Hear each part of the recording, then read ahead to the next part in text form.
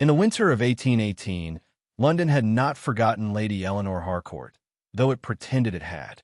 The city remembered her the way society remembers a mistake, quietly, selectively, and with a cruel precision reserved for women who once dared to hope beyond their station. Her name was no longer spoken aloud in drawing rooms where it had once been murmured with approval, yet it lingered in glances, in lifted brows, in the subtle pauses that followed any mention of the Duke of Ashbury. A year earlier, Eleanor had been his near certainty, his expected choice, the agreeable conclusion to a courtship conducted with all the propriety the Regency demanded. Then, without spectacle or explanation, he had withdrawn, and London had learned, once again, how swiftly affection could be rewritten as foolishness.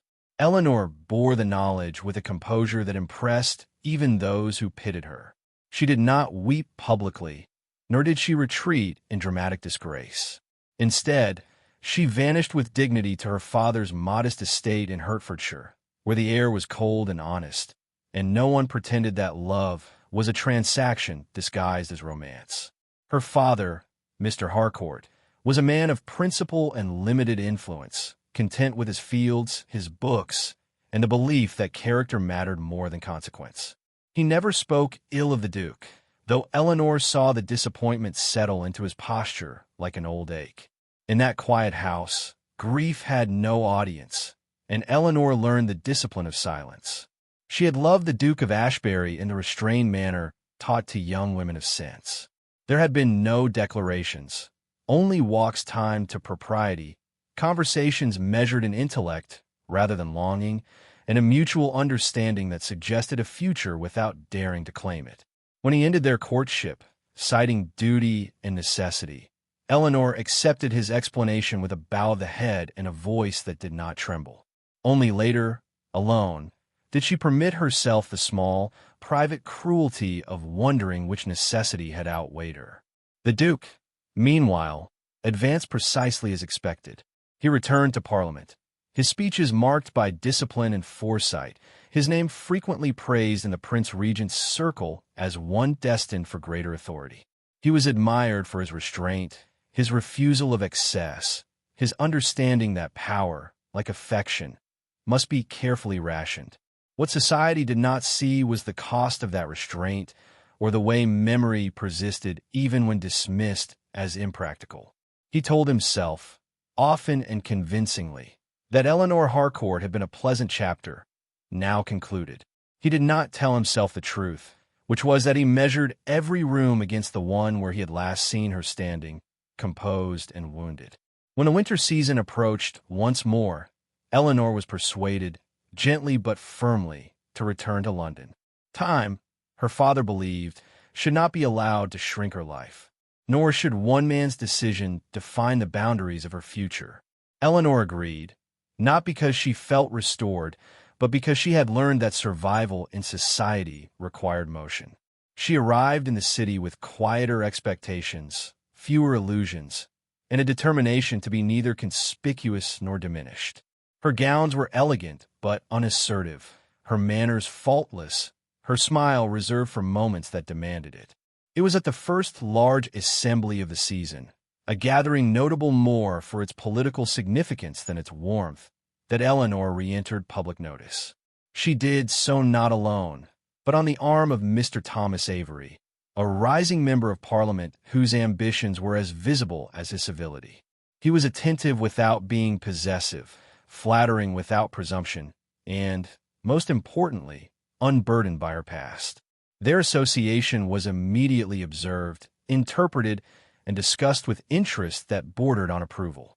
Society preferred its narratives orderly, and Eleanor's reappearance accompanied by a suitable escort suggested redemption. The Duke of Ashbury arrived late that evening, having been detained by affairs he deemed important and now could not remember. The room adjusted itself instinctively to his presence, conversations shifting, attention recalibrating. He acknowledged acquaintances with practiced ease, his expression calm, his mind elsewhere. Then he saw Eleanor. She stood near the tall windows, the light catching the pale embroidery at her cuffs, her posture graceful and unguarded. She was listening to Mr. Avery with genuine attention, her laughter low, unforced, unmistakably real. For a moment, the Duke experienced the unfamiliar sensation of arriving too late to his own life. Eleanor felt his gaze before she saw him. Some instinct, sharpened by memory, compelled her to look across the room, and there he was, unchanged in the ways that mattered, altered in ways she could not yet name. Their eyes met, and in that brief exchange lay a year of restraint, regret, and unspoken recognition. Neither smiled, neither looked away at once. It was enough to be noticed. A pause entered the room, subtle but undeniable, and Eleanor understood that her past had found her again. She inclined her head in polite acknowledgment. No more, no less, then returned her attention to her companion. The gesture cost her more than she allowed herself to admit, but it was necessary. Dignity, she had learned, was not a feeling but a practice. Across the room, the Duke straightened, as though reminded of a rule he had momentarily forgotten. He did not approach her. He did not speak her name. Yet the distance between them felt charged, as if something unfinished had been reintroduced into the air. That night ended without confrontation, without confession, and without resolution. Eleanor returned to her lodgings exhausted by restraint, aware that her careful equilibrium had been disturbed. The Duke left with the unsettling certainty that the choice he had once defended as inevitable was no longer safely in the past. London, sensing the return of an unresolved story, leaned in with renewed interest. And though nothing had yet been said, both Eleanor Harcourt and the Duke of Ashbury understood that silence, once broken, could never be fully restored. In the days that followed, invitations arrived with careful enthusiasm, each one a quiet test of Eleanor's resilience. She accepted those she must and declined those she could, measuring her strength with the same precision she once applied to hope. Mr. Avery remained a steady presence, perceptive enough to notice the change in her demeanor, courteous enough not to question it.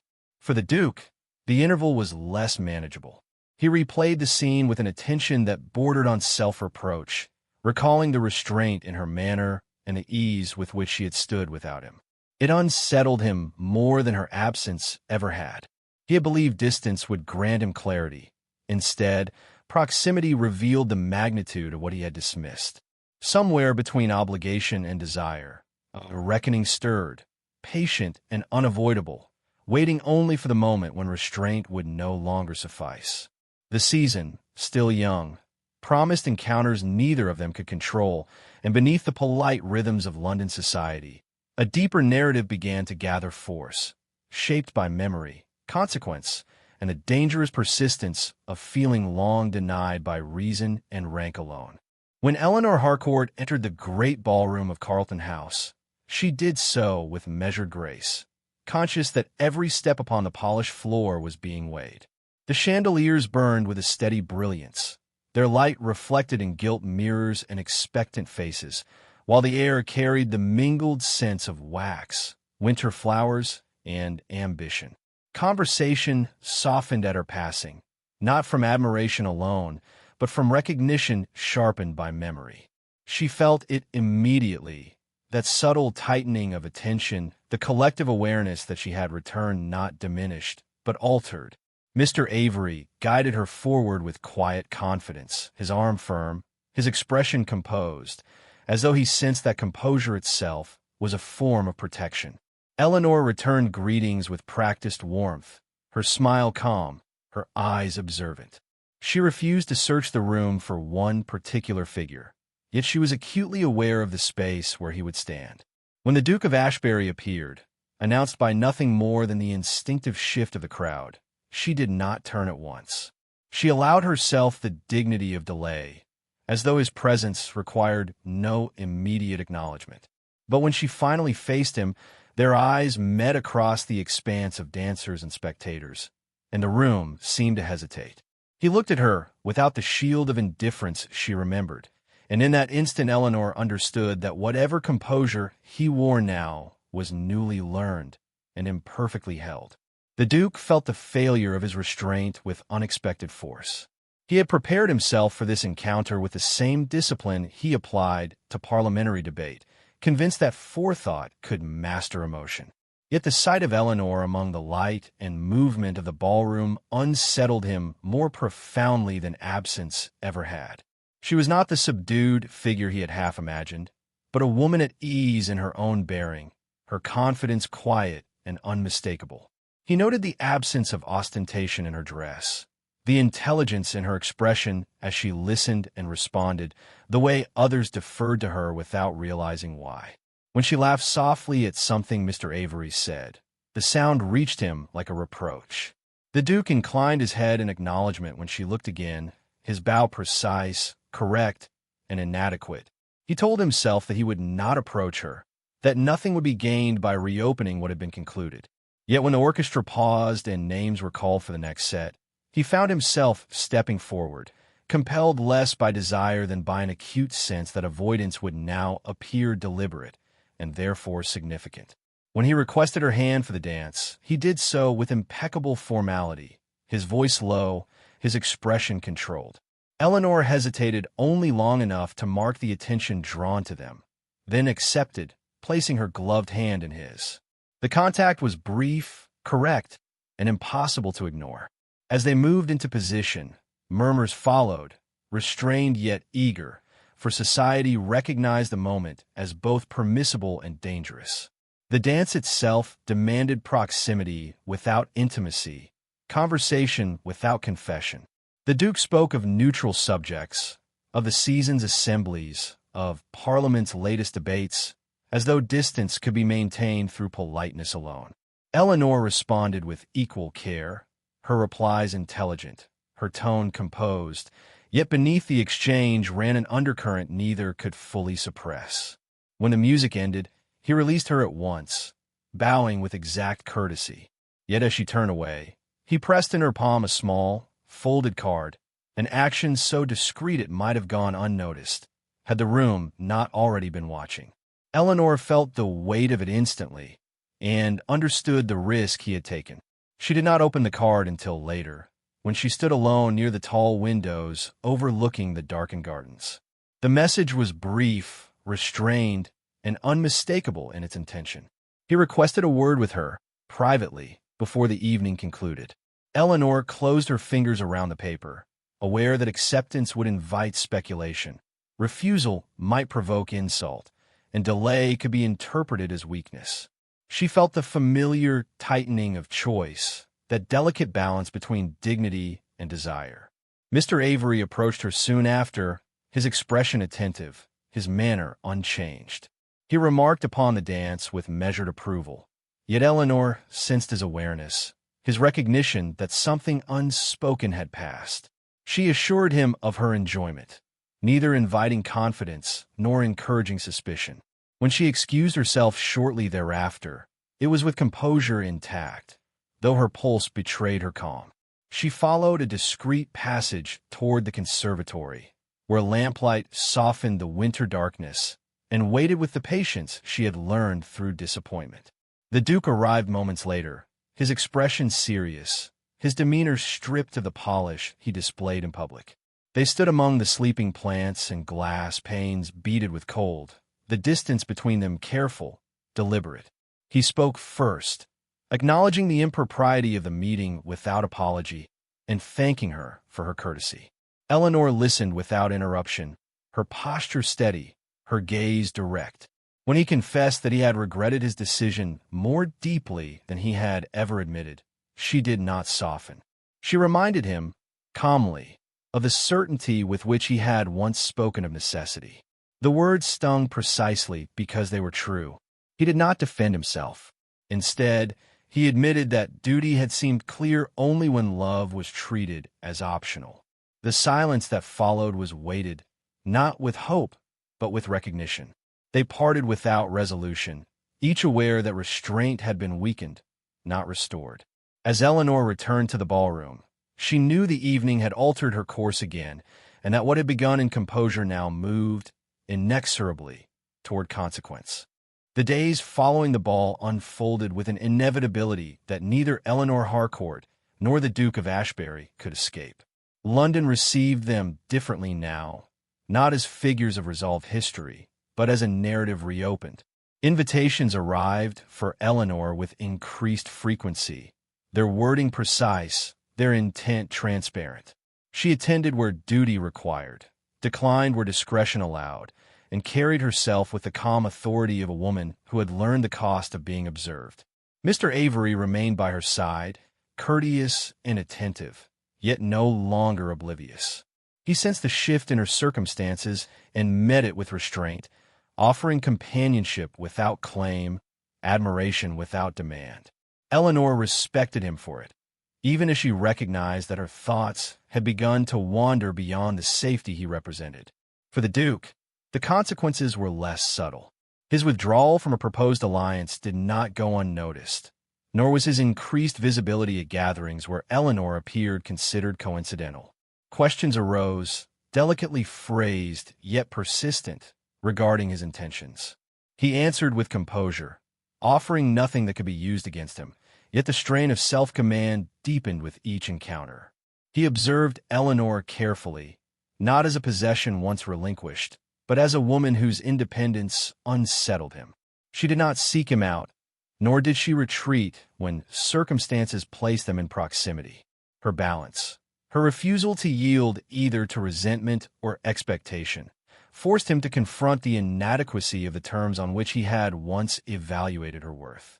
The reckoning came not in a crowded ballroom, but in the quiet of a morning call conducted under the strictest propriety.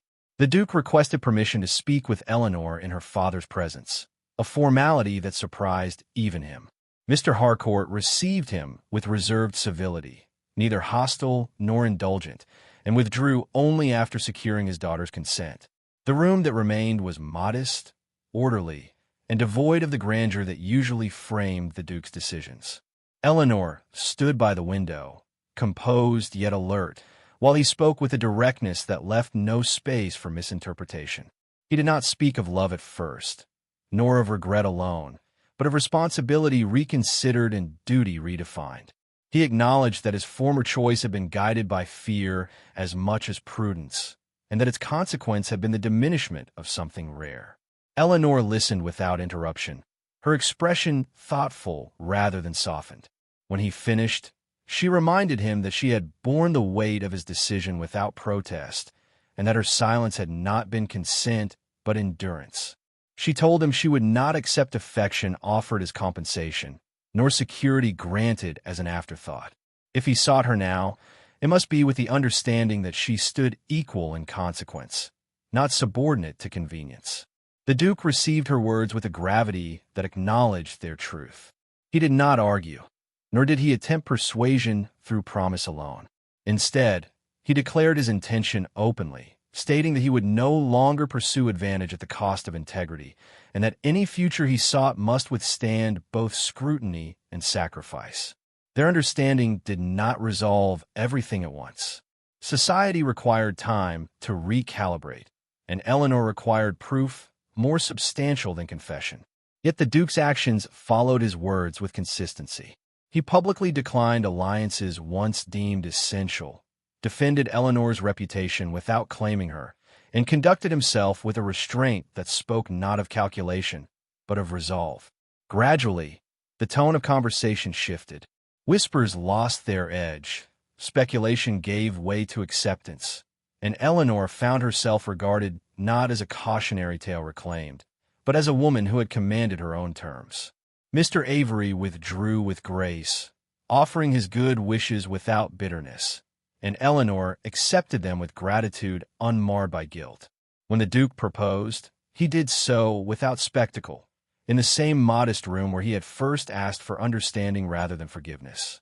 He spoke not of titles or estates, but of partnership, of shared consequence, of a life conducted with mutual regard. Eleanor accepted with a calm joy that surprised them both, recognizing in herself not the girl who had once waited, but the woman who now chose. Their union did not silence the world, nor did it defy it entirely, but it reshaped its expectations.